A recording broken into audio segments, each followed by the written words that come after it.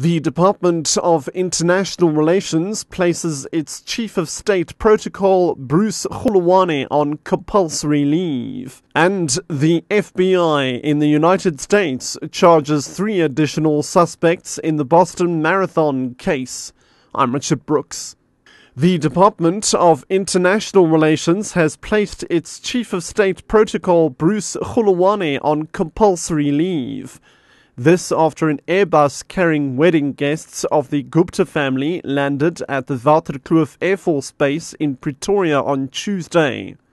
The aircraft carried about 200 people en route to Sun City for a wedding taking place this week. The family has said permission to land at Waterkloof was obtained through the Indian High Commission. International Relations spokesperson Clayson Monyela.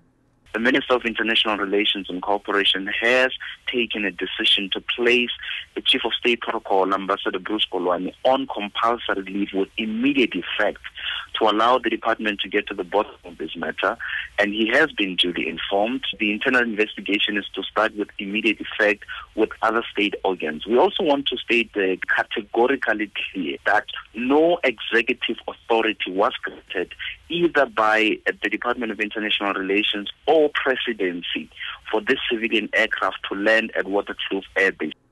President Jacob Zuma has urged workers not to be misled and confused by the mushrooming of new political parties ahead of next year's general elections.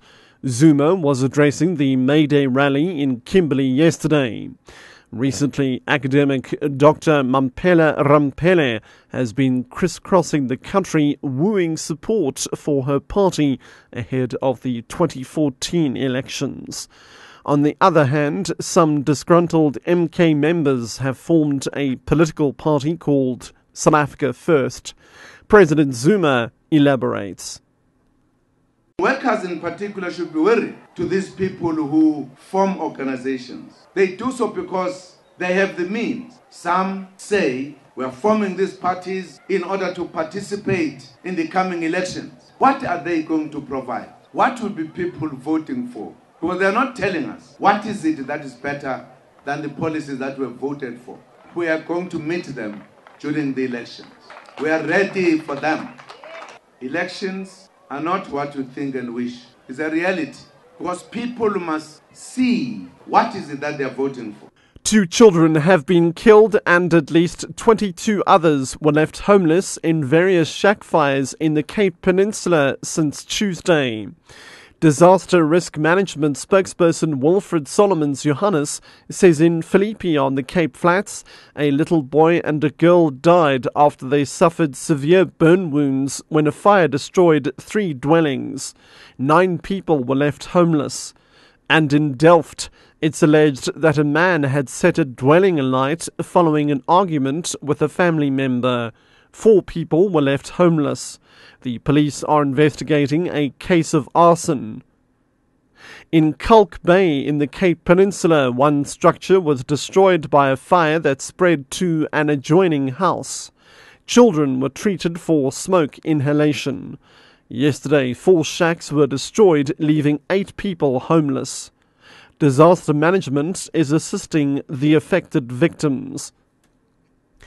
The FBI in the United States has charged 3 additional suspects in the Boston Marathon case. They are all fellow college students of the surviving suspect, 19-year-old Johar Zaniev, who remains in a prison hospital. Sherwin Bryce Pease reports that these suspects are not charged with direct involvement in the April 15 bombing that killed 3 people and injured 264. Court papers reveal that the 3 students, 2 from Kazakhstan and 1 a U.S. citizen, tried to cover up for the Tarnaev brother who was being sought by law enforcement days after the bombing. The 2 foreign-born students are charged with obstruction of justice for disposing of a backpack that contained fireworks they found in the main suspect's dorm room, while the third is charged with making false statements, both incidents after recognizing the suspects in pictures the FBI had made public. The 3 have already made an initial appearance in court, but have not entered pleas and have, through their lawyers, denied all wrongdoing. Shervin Brycepe's SABC News, New York.